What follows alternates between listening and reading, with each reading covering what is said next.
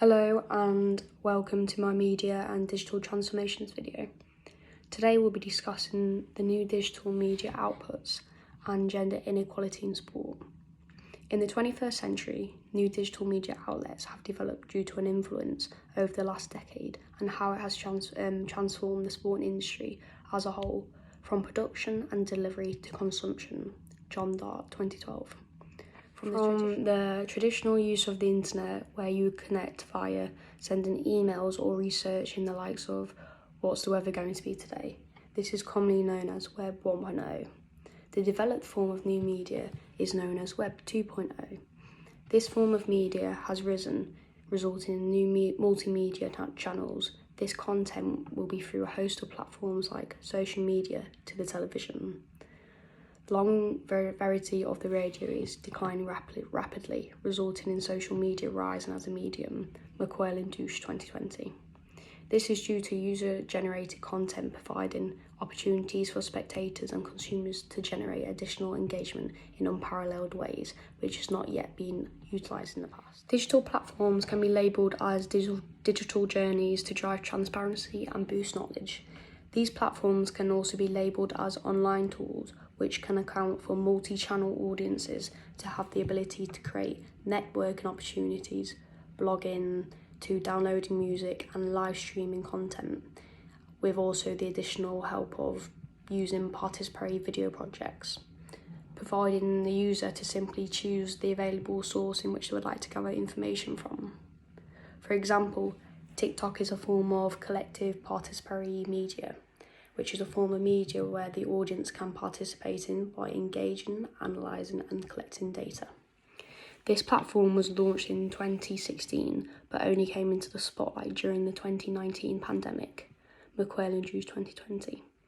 This upcoming digital platform provides not only the characteristics of Twitter, where users can voice their own opinion, but also the likes of YouTube, where you can watch, create and upload short clip videos, TikTok 2021. Consumers can become part of audiences which can be defined by a place or people through market segmentation, or even particular channels on platforms like participating in live stream videos where consumers can voice their own opinion, McQuail and Douche 2020.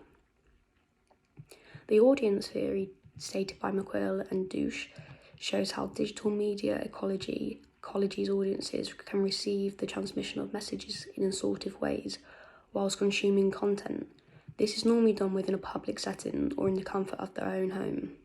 The notion of the audiences implying the co-presence online through the new digital media is always under surveillance due to companies gaining value from consumers providing user-generated content for them, meaning the ability to become a social media manager is a viable job, as mass media audiences are much more diverse in the 21st century.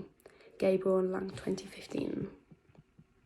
This platform has provided a new niche environment for consumers, as Matt Southern of 2021 researched that 77% of users say that platforms like this provide them with the ability to express themselves openly. And McQuail and Douche have said throughout media markets, as they have evolved, it will continually designate users to certain medias and content, with 84% of users saying they come across user-generated content where they feel they can relate to it or they make them feel more comfortable with themselves. Additionally, as mentioned through the audience theory, that audiences as a social group, they share at least one significant social cultural characteristics. This could be through their gender, their age, race or religion. There's also the possibility of beliefs, which can come into the inequality in sport, as that will always be a particular of the state of existence. From what people used to call the rebel runner, as she is more commonly known as the 20-year-old called Catherine Switzer, who created history in 1976 by being the first woman to compete in an organised marathon in Boston, which simply was where women were not permitted to compete within. This is one of the biggest events which notified the inequality in sport, and 54 years down the line, gender inequality still exists, but this can also be due to lack of funding.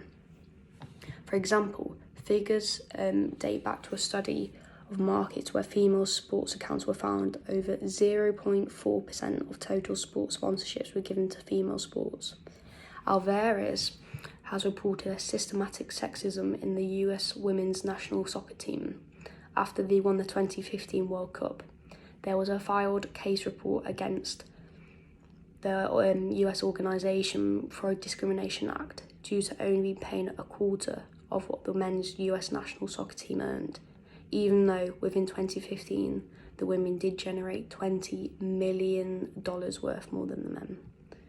This law case was won, resulting in a significant pay file for the women, increasing benefits including travel aid and financial aid.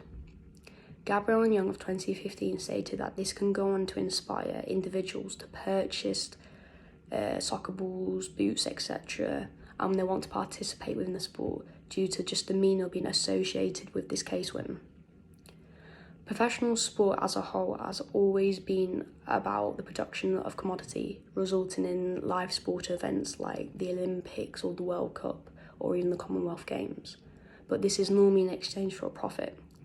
But companies used to view women's sport as advertising, not sponsorship, and using by thinking of how much airtime they're going to get and what benefits they're going to receive instead of using the women's sport just to support it. But in 2016, we saw developments happen where O2 created a deal with the RFU, sponsoring both genders of the sport, and they commented stating that we're a mass consumer brand and we do not care about gender. It's just a sport to us. The RFU created a campaign called #WearTheRose campaign, which was broadcasted all over Twitter and their internet platforms. And so this projected to over 5 million people across video on demands, except using the likes of YouTube. With the common focus that by emerging on the internet, John Dart of 2012 wrote, it could potentially be used to inspire activists as an alternative medium to challenge established organisations on why they are reluctant to sponsor women's teams. As the rise of new media platform can leave certain athletes exposed as users commonly engage whilst consuming content.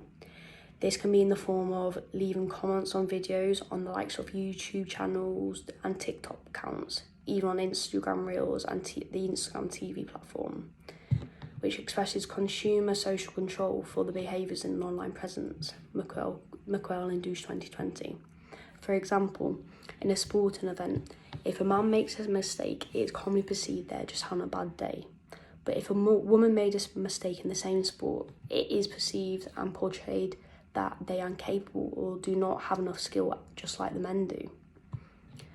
This can result in confidence knocked or even potential manipulation, threatening them to go to extreme measures of quitting their own sport, which they played for decades, essentially.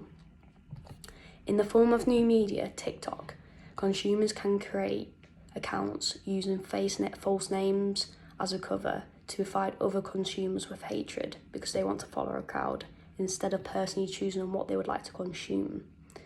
Users emanate just to follow trends, so they do not fall behind as a sign of social decline, hence why the incline of internet hate crime has risen.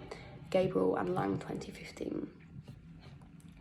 The accessibility of social media being available 24/7 has provided the ability to create fan cultures globally, increasing the concept of globalization as fans can connect globally through variable forms of media. Rowan Hutchins 2014. This has provided Norwegian's beach handball team with the platform to protest against the inequality in the sport, due to be given a $1,700 fine from the European Handball Association's disciplinary commission, as they decided to refuse to play in bikini bottoms during the bronze medal match during the 2021 Euro tournament. Due to the characteristics of the new media, it has allowed a Norwegian political scientist to comment on this issue, stating that it's just simply embarrassing that the girls weren't allowed to participate within the game just due to the type of clothes they were wearing. And the disciplinary commission stated that it was just due to wearing improper clothing. But the fact that she could comment on this without even being there, physically present at the tournament, is due to the new forms of technical social media, the Quail Juice 2020.